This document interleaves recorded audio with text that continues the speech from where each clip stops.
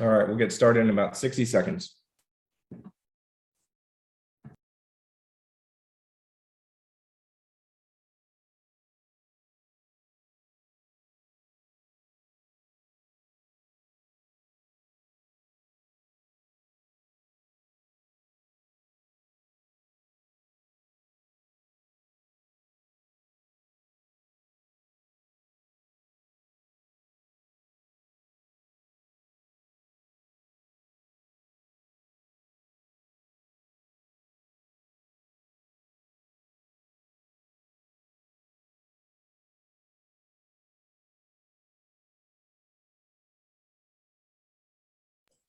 All right, well, let's get going. So good morning, everyone.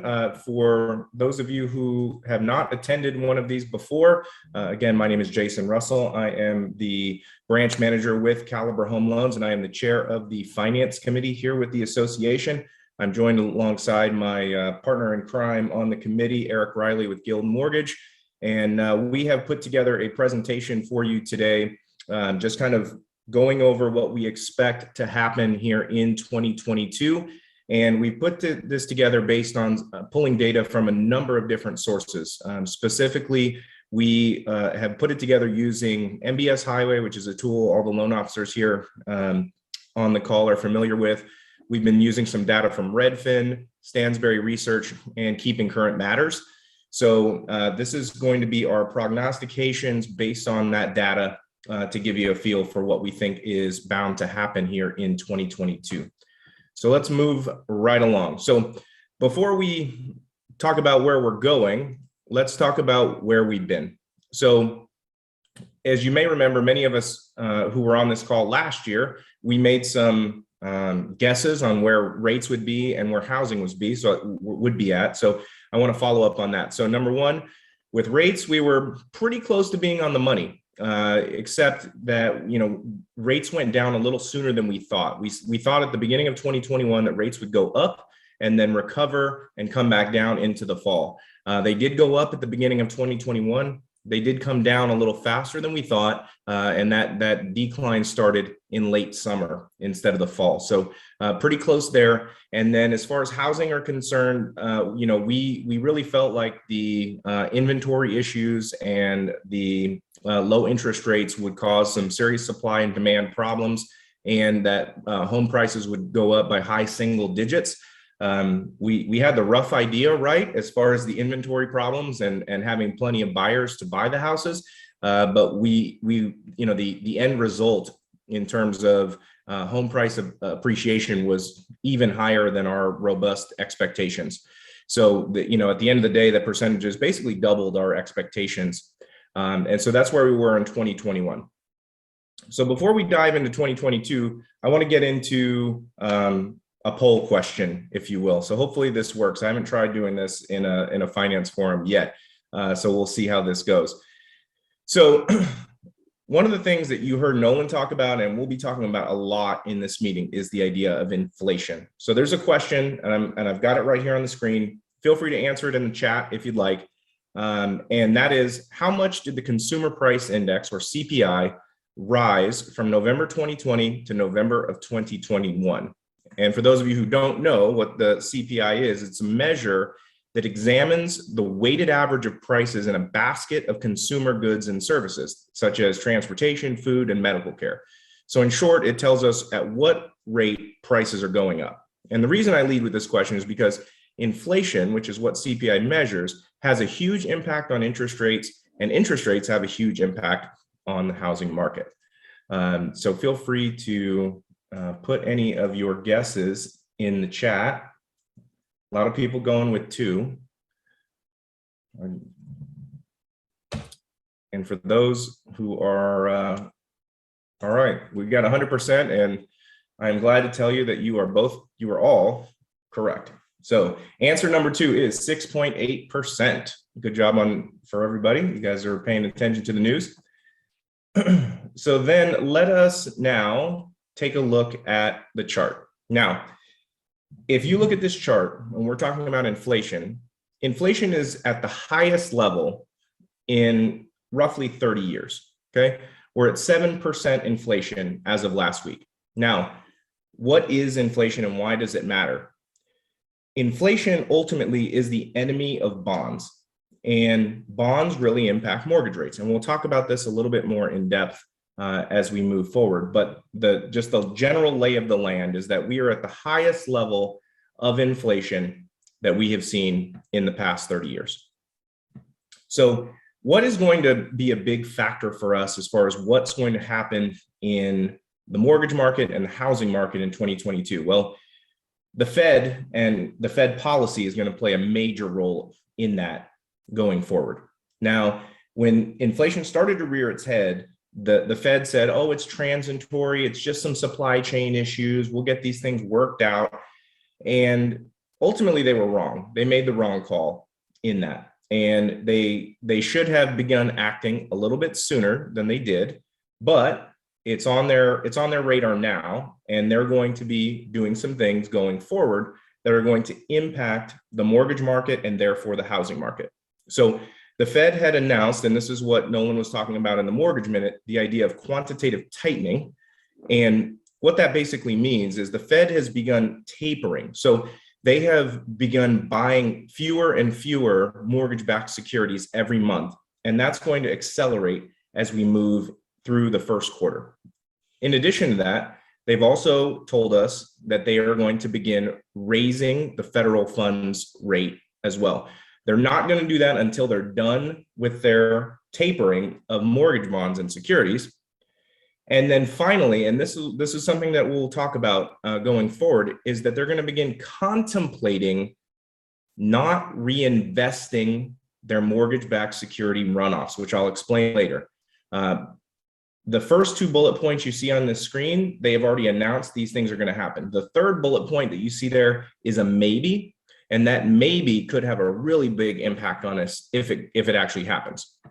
Now, because the Fed has such a big impact on jobs, the stock market, and the housing market, we're going to talk a lot about them. And what I'll also mention, for whatever it's worth, is the voting members of the Federal Reserve. They rotate every year. There are 19 members of the Fed. 12 of them are voting members, so they get a say in what's going to happen. And 4 of those 12 rotate out every year, and 4 new voting members come in. And based on who's coming in and who's going out, we expect that the Fed is likely to be a little less accommodative than its current makeup. So all of this is going to say the Fed's number one focus in 2022 is going to be getting inflation down. And we all know inflation is a big deal for all of us who are at the grocery store, at the gas pump. We all see these things everything's more expensive than it has been in the past. And the Fed has come in and said, we're going to work on this. Well, why are they going to work on this? Why is inflation problematic? Well, let's talk about it. So this chart, which I think is an interesting one, is the real yield of a 10-year Treasury bond, which is something that mortgage rates are really closely tied to.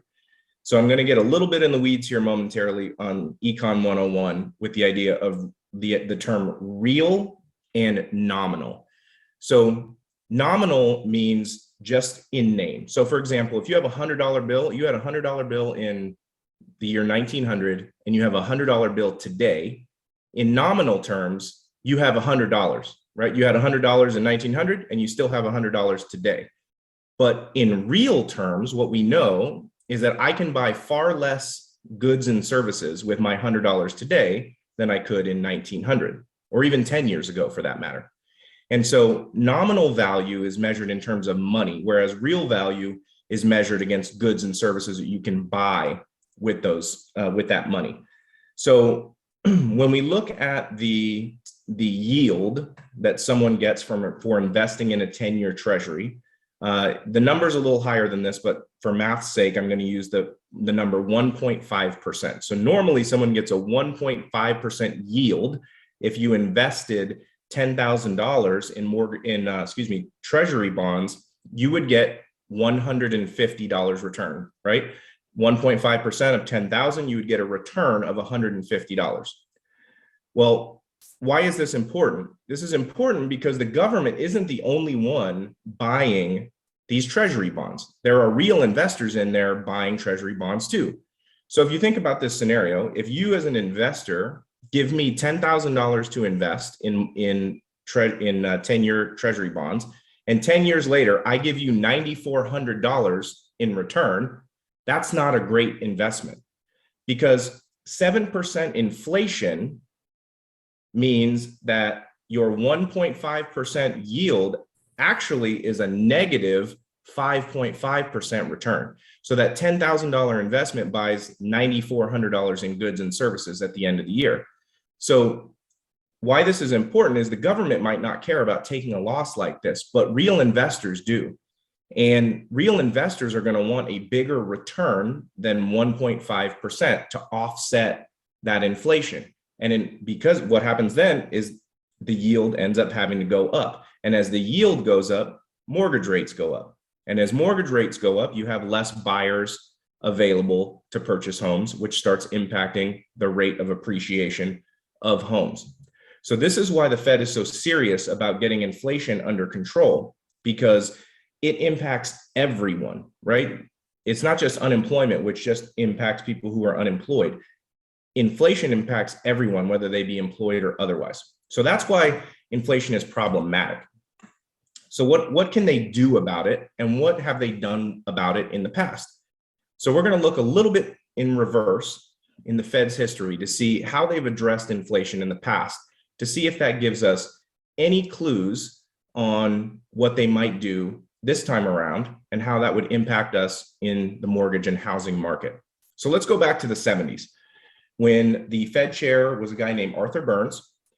He ran into inflation. It was rising very fast. It was going from 7% and it was moving up quickly. And he insisted at that time that that inflation was transitory. That sound familiar to anyone? Because that's what is coming out of the mouth, well, was coming out of the mouth of our current Fed chair, Jerome Powell. He ignored it and inflation ballooned. It went from 7% in 1978 to 14% by the time he left in 1980. He dug his heels in, he insisted it would go away, and it didn't. Well, then mortgage rates responded. And we got to those rates. There's a lot of you who have been in this business for a long, long time and love telling the story about how you got your first mortgage or you were selling real estate when rates were 18%, right? Well, that's what happened. And that's what caused it, is those inflation numbers pushed mortgage rates up because investors wanted a bigger rate of return to offset the fact that there was all of this inflation existing. Now, we look at, if we look at it today and we see the idea of 12% interest rates, we're like, oh my God, I would never. Well, 12% sounds a lot better than 18%, right? Which is what happened. So he stuck it in and he basically said, I'm not doing anything about this inflation. It's going to go away on its own. And mortgage rates pushed way up, which again, as we've talked about, as mortgage rates go up, you get more buyers on the sideline, fewer buyers, less demand, and your home values start to go the other direction. So then what happens? Well, in 1980, Paul Volcker becomes the Fed chair, and he came in and his number one and only stated goal at that time was he wanted to fight inflation. This was his biggest concern. So he hiked the federal funds rate from 11% to 20% in just 2 years. Now, if you think about what Nolan talked about during the mortgage minute, just the idea of raising 0.25% or 0.5%, everyone is losing their minds about. This guy raised the federal funds from 11% to 20% in just 2 years. Well, it worked. Those drastic actions dropped inflation from 14% to below 5%. And because inflation dropped, mortgage rates dropped with them, went from 18% to 12%. But there were some consequences in doing this. The S&P 500 dropped sharply because of this monetary policy, and that pushed the US into a recession. But the inflation bug was gone, okay? So then what happens with the Fed? Well, then Alan Greenspan comes in. Alan Greenspan runs into, and he was the Fed chair forever, and he ran into inflation in the late 90s. And it started rearing its head again. It basically doubled from 1.75% to 3%. And during this time, that higher inflation again caused mortgage rates to rise from 7% to 8.5%. But unlike Burns in the 70s, Greenspan saw what worked from Volcker and took action early. In the middle of 99, he hiked the federal funds rate by 1.75%, which matched the rise in inflation over the period of a year. Inflation responded, and it dropped from 3.5% to 1%. And what did mortgage rates do? They dropped from 8.5% to 5.5%, which sparked a big refinance opportunity for millions of homeowners. But again, when he did this, there were consequences. The S&P 500 fell yet again, due in part to this monetary policy, and the US entered a recession in 2001. So fast forward to today under Jerome Powell. I was unable to find a picture of Jerome Powell smoking a pipe or a cigar, but I did try. So you just get a regular picture of Jerome Powell here. So this is our current Fed Chair, Jerome Powell. Now, Jerome Powell, like Arthur Burns, felt like inflation was transitory, and he fell into the trap of doing nothing about it. And rates have gone up as far as mortgage rates are concerned because of these inflationary issues. They've gone up from 2.5% to today, the average is right around 3.75% for most people as far as a conventional loan is concerned. And part of that is due to inflation. So the Fed has finally now decided, I better act. Better late than never, I guess.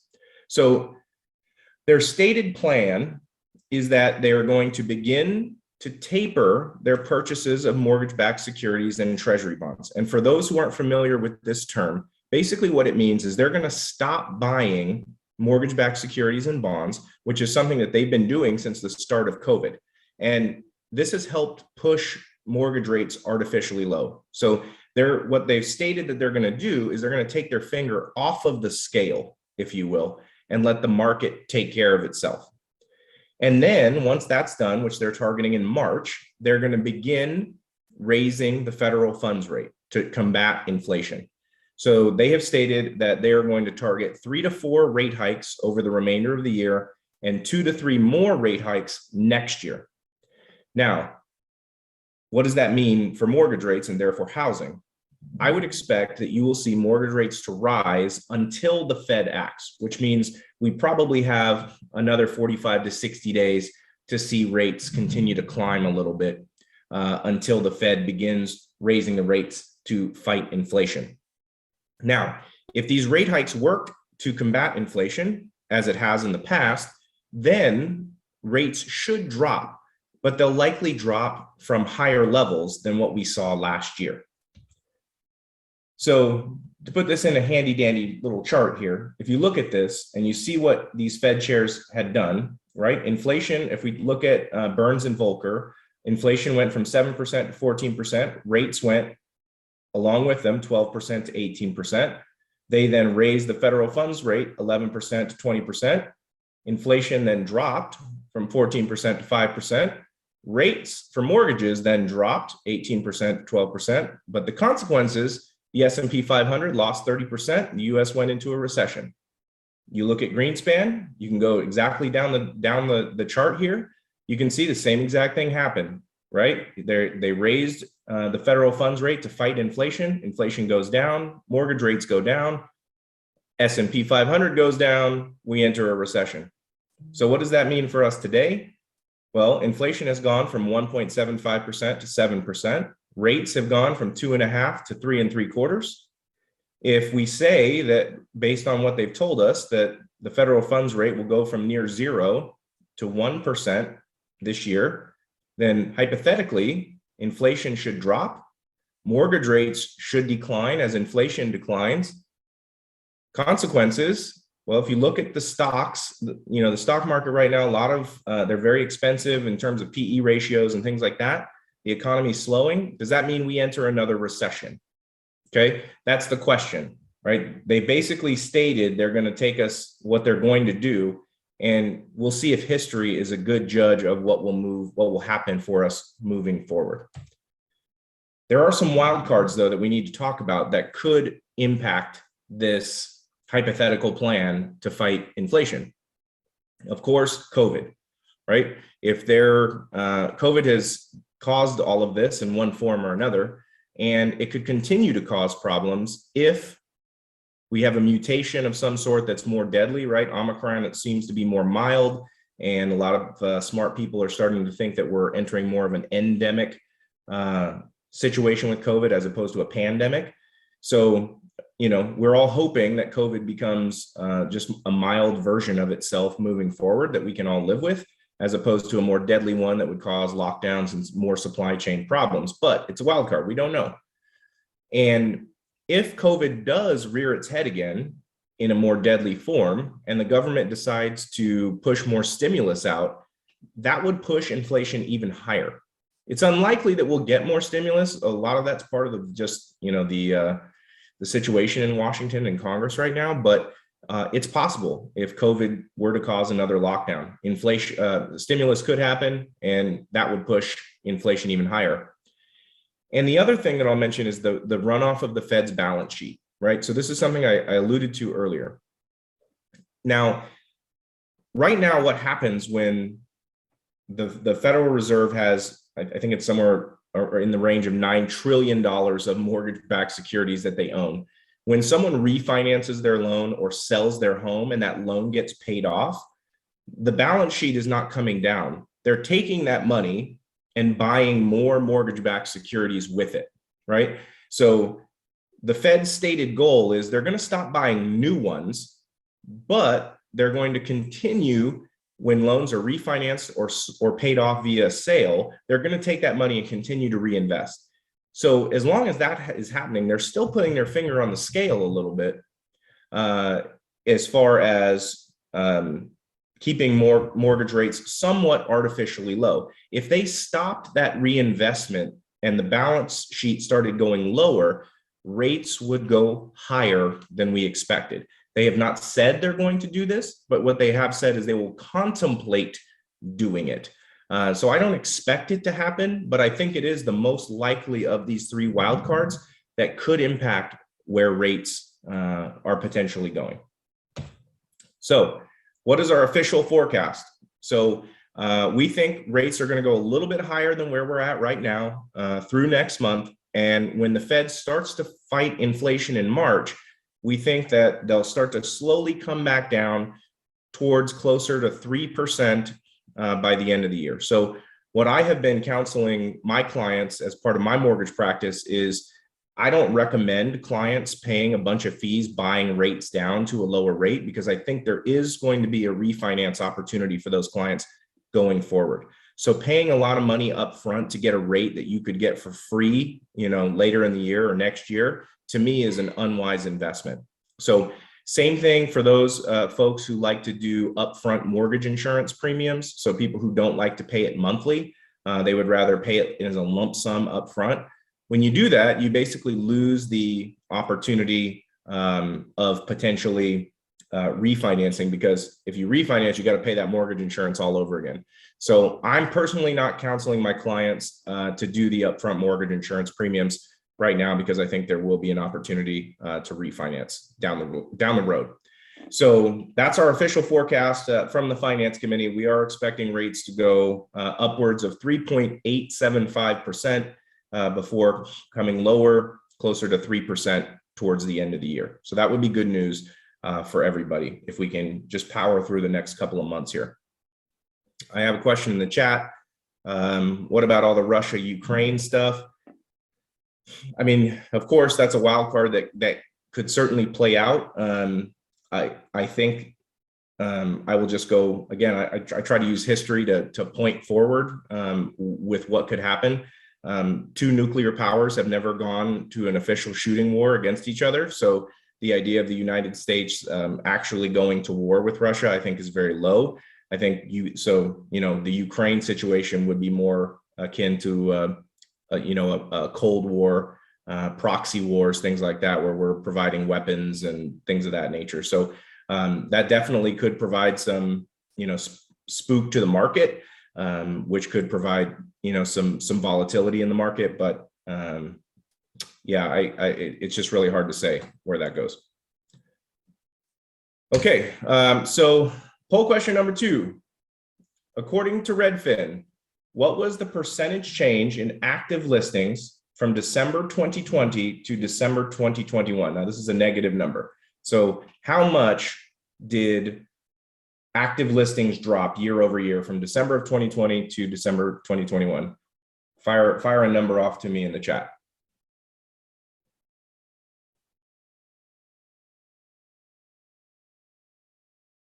All right, I'm glad you guys decided to, oh, we got some different options. 3, 2, 1.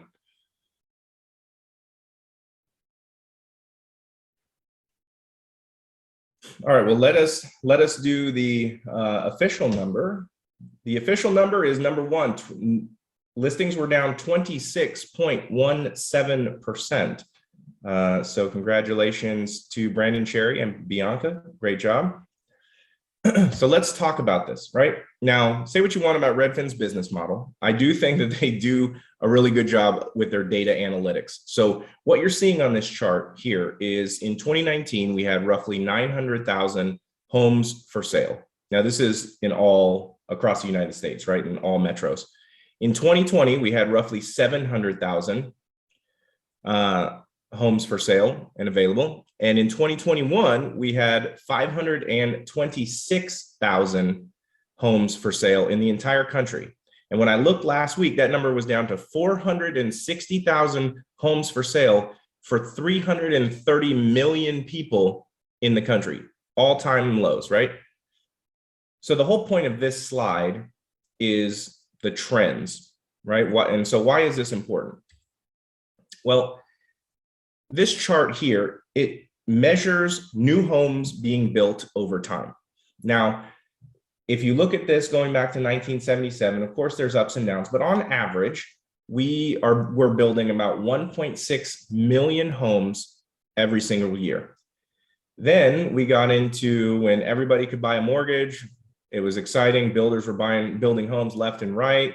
And then we entered into the Great Recession, right? So that high point in 2007, you can see the precipitous drop, right? In 2009, they were building 500,000 homes when they were building 2.5 million homes. Well, according to the National Association of Realtors, this hole down here at the bottom of the chart, we're missing about 4 million homes that should have been built over, 2009 through 2020, right? When we got up to 1.6 million again. So this shows why there is a low supply of homes to us, right? Because home builders for a decade built way too few homes. Now, that talks about supply, but what about demand? Well, this chart shows the birth rate of the United States by year. And the reason I'm pointing out the idea of 33-year-olds, the average age of a first-time home buyer is 33 years old. So if you look at where this chart went of birth rates, baby boomers were, well over 4 million births every year. Then we have a much lower generation, Gen X, right? The implementation of birth control, Roe v. Wade, various different things accounted for a very low number of births. And why this is important is because we had the lowest number of first-time home buyers in 2006, yet we had the highest number of homes being built. So in other words, we had way too much supply and not enough demand. If you fast forward to today, however, you saw we have very little supply and we have far more 33-year-olds, AKA first-time home buyers, looking to buy those homes. Well, look where that trend is going over the next 3 years. Next year, you're going to have more first-time home buyers. The next year after that, you're going to have more first-time home buyers. The next year after that, you're going to have even more first-time home buyers. Yet, we don't have the inventory to support them, right? So if we look at Economics 101, we're talking about supply and demand. It shows that demand is only going to get higher because of these first-time home buyers, this millennial generation that is going to be buying homes over the next 4 years. However, we don't have the supply to solve for it. So with all of that data in front of us, what does it mean for housing? We think housing will be very strong this year, but not what we saw in 2021.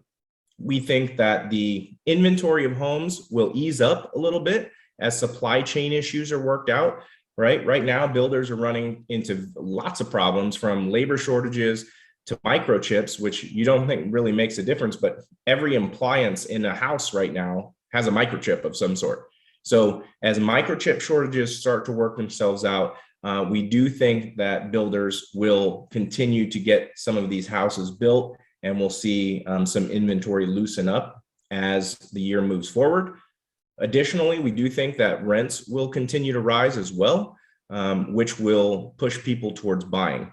So at the end of the day, we see mid to high single digit appreciation is our official forecast for 2022. If you held a gun to my head and you told me pick a number, I would tell you that my guess would be 8% year over year. So not, the 18, 19% that we saw in 2021, which was not sustainable in the long term anyway, but closer to, I'm thinking more towards 8%, which I think will be something that we can, really sustain moving forward and really be an attractive investment tool for our clients that we're serving. So those are our two forecasts.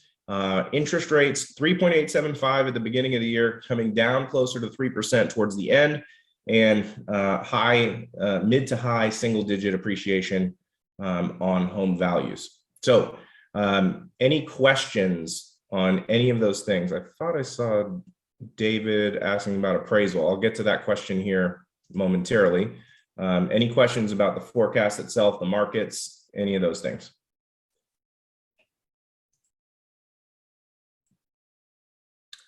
All right, so that being said, Dave, to answer your question on the appraisals, we're in the same position that we have been in. I do think that, now that we've gotten through the holiday period, we will start to see appraisers responding a little bit more quickly, and not trying to hold our feet over the fire for extra money for rush fees and things of that nature. But I don't know if we want to pass this on to Jeanette to pass on to the congressman, but I think the biggest issue when it comes to appraisers right now is we just don't have enough of them, and it's really, really, really hard to become one. So I do think we need to work towards the loosening up the standards that are expected of new appraisers, so we can get more of them. The more of them we have, we're back to supply and demand. The easier it will be to find one to go out and inspect properties sooner rather than later. Yes, sir. Please. Okay, so on that appraisal issue again, we've been talking about it for a long, long time. We're still talking about it. And I'd have to educate myself a little more on it. Is where do the guidelines of becoming an appraiser fall? Does it go all the way back to the federal level, or is it only at the state level? Where's the best place to attack it and say, how do we get a hold of someone in politics or someone to get that dialogue up and get some changes through the DRE or whoever is governed? Yeah, I mean, I think there's I think the answer is both, right? There are some state concerns, especially as it relates to the training and the requirements, but a lot of the other pain points that we see around appraisals are at the federal level. So the idea that I can't reach out to an appraiser and talk to them, those kinds of things are federal regulations, not state regulations. So there's a little bit to attack it from both sides. And candidly, the other thing that we're seeing is that there are very few young appraisers coming into the business, right? And I think we face this in real estate as a whole, both on the real estate side, the mortgage side, the appraisal side. It's really hard to get a career in real estate now when you're coming out of school with maybe hundreds of thousands of dollars in student loan debt. So we're not getting a lot of new blood on the appraiser side. So a lot of these folks are going to retire and go enjoy their retirement, and that's just going to provide us even fewer appraisers available to us. So I think it's really important that we try and address that as soon as possible, because while I do think the Fannie and Freddie has done a really good job of providing more appraisal waivers than we've seen in the past, and they're still you're not going to get an appraisal waiver for someone putting 5% down, right? You still got to put 20% down, and that's not serving most of your first-time home buyers who do not have 20% down to put down. Jeanette, did you want to say something? Yeah, I certainly could, because NAR is certainly not void of being involved in this issue already, and has been for some time. And very much so, if you go into the hub at NAR, you'll see a lot of dialogue going down right now about appraisals. And these are appraisers with a great deal of knowledge. There's an entire committee at NAR of appraisers attached to our association. They pay the dues and everything. So about in fairness here, you really are on it. Yes, we don't have enough appraisers, but why? You pushed at some point in time as a group saying, hey, we're getting bad appraisals. These appraisers come from out of area. I don't want that. On and on we went, right? And yet what happened out of that was that then we made requirements to be an appraiser much stricter. And I remember saying this to you before, if you had to do what they had to do, you wouldn't have a lot of realtors in the business, because they have to have a college degree. Then they have to spend time with someone shepherding them around and monitoring them for, I believe, and don't quote me on some of these stats. I mean, my head doesn't seem to be as good for pulling up things as the congressman's, but bottom line is, a couple of years at that.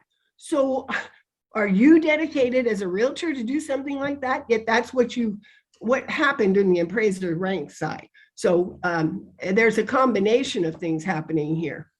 And very definitely it is a concern, and certainly a concern on a little personal level of mine is the liability side. Are we enlightening people when they're getting a waiver? I haven't seen them say they want to get into this on the legal side at CAR, but from my perspective, that they're not getting a full-blown appraisal like their parents did, or they may be thinking that's what's happening. Somebody goes in, looks at this property, and then they're not. So, we'll see what the ramifications yet may be to some of those kinds of issues that are out there and just roaming around until it starts to hit. So great job today. Thank you, guys. Yeah, and just to piggyback on what Jeanette said, the requirement is 2,000 hours of shadowing to be an appraiser, right? You've got to find someone willing to take you out and double check your work for an entire year's worth of work, 2,000 hours, plus the college degree, right? It's a very high bar that has to be crossed to become an appraiser. And to the point of appraisal waivers, I think every lender on this call probably can attest that our companies have one form. We all have some version of a form that a client has to sign to accept an appraisal waiver, because there is some liability in that at least we feel that there is, of not getting an appraisal. And we want to make sure they understand the ramifications of that. And I don't know that the realtor, and thank you for mentioning that, really recognizes that they're signing that with you, which may not be with every appraisal operation, number one, and yet still there you are as the realtor doing the contract. So anyway, just a thought. Awesome. Brandon had in the chat, I have a buddy who could not get an appraiser to let them shadow him. I have one too. I have a friend who wanted to become an appraiser, and I gave him as many phone numbers that I could find. I don't know if they still work because I'm not allowed to talk to them. I see him at Merchant and Main. I got to run the other direction because I'm not allowed to talk to appraisers, but same kind of situation. Nobody really wants to be the one to provide that guidance for someone. All right. Well, if there's no other questions, I want to respect everyone's time. I appreciate you guys sticking around here and listening. We will likely have a recording of this, and I'll splice it up and put it on YouTube and Facebook and all that good stuff. So if you want to go back and share it with clients and why housing is still strong, certainly welcome to do that. So thank you.